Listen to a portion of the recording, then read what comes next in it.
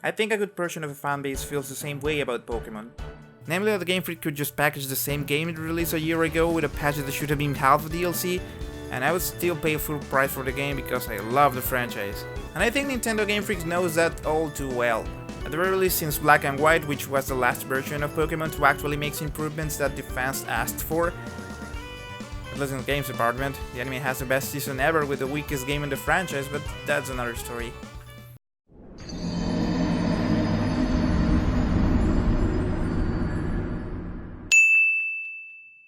Because starting with X and Y, the games have improved graphically but dialed down on every other improvement that the previous game had achieved. And this has been a consistent pattern ever since the Battle Frontier, which was never brought back. The Pokemon following in Heart Gold wasn't carried over into Black and White, the challenge mode in Black and White 2 wasn't brought back in X and Y, and HMs being removed in Sun and Moon. Which I know I am in the minority, but to me is a bad thing. Pokemon is first and foremost an exploration game. HMs being restrictive is part of the challenge because you have to carefully consider if a zone may require you to have a Pokemon that can get you through. One of the reasons Red is a pain to deal is because Mount Silver is a gauntlet that requires you to have either an HM slave or sacrifice some moves in your party.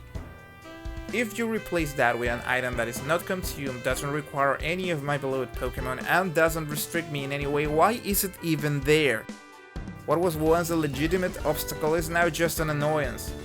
Their intention was to make things easier, but in the process they trivialize the tasks to a point that it has no real reason to be there other than a gimmick.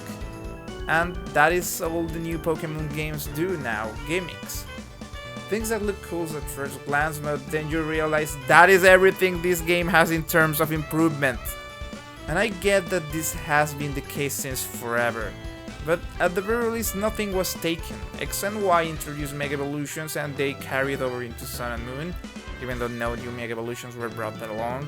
And CMOs were basically just gem augmented attacks from Black and White with fancy animations. But hey, they brought something back and better. They're not doing that with Sword and Shield. Not according to the last E3, which confirms that Dynamax mechanics replaces both Mega Evolutions and C-moves.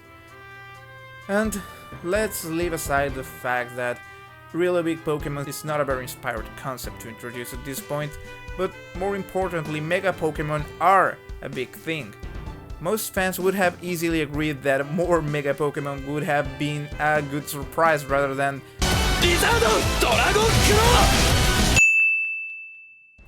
being erased from the game altogether, along with a decent chunk of the entire Pokemon collection. So when a fan starts pointing that the textures on the trees and clouds are garbage, it's not because they are overreacting to a minor problem, which it is. They kinda brought it on themselves when they claim that it is too much work to bring over 1000 Pokemon in the game, when that is literally the only thing that needs to be in a Pokemon main game. In the past, you've never brought into the table how hard is it to make a Pokemon game, Mr. Masuda, and that is probably for the best, because deep inside we know it has a lot more to do with brand management than actual development. But since you brought it up now, don't expect people to stay quiet when they can spot a quality nitpick in a product that is probably going to have half of the things that we were expecting. And if you have the boldness to claim that it is too much work to do that one thing that everyone takes for granted, at the very least you should have shown that you are not just using the previous generation model animations, which if they are not, it is barely noticeable, and that says a lot about how little it matters. Because unlike every other video game company, Game Freak never patches their games, except that one time X and Y had a game-breaking bug, I guess, which only proves that unless the game is literally becoming unplayable, nobody is going to work on this title after it is released.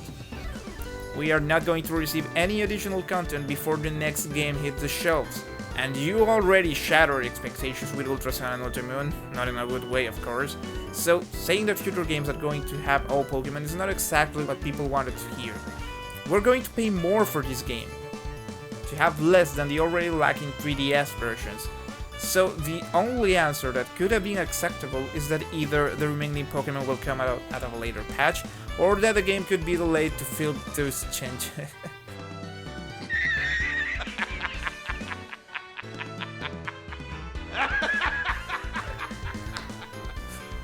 You serious?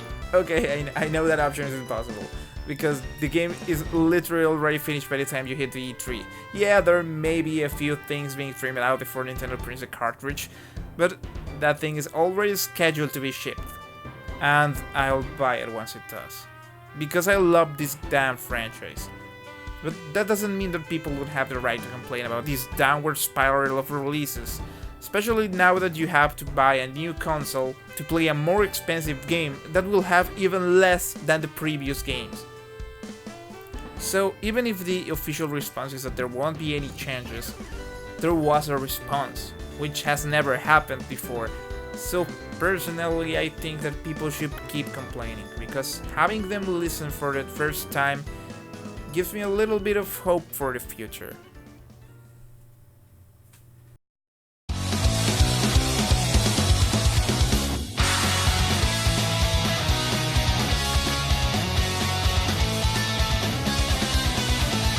Hey, カラスを照らすあの朝日のように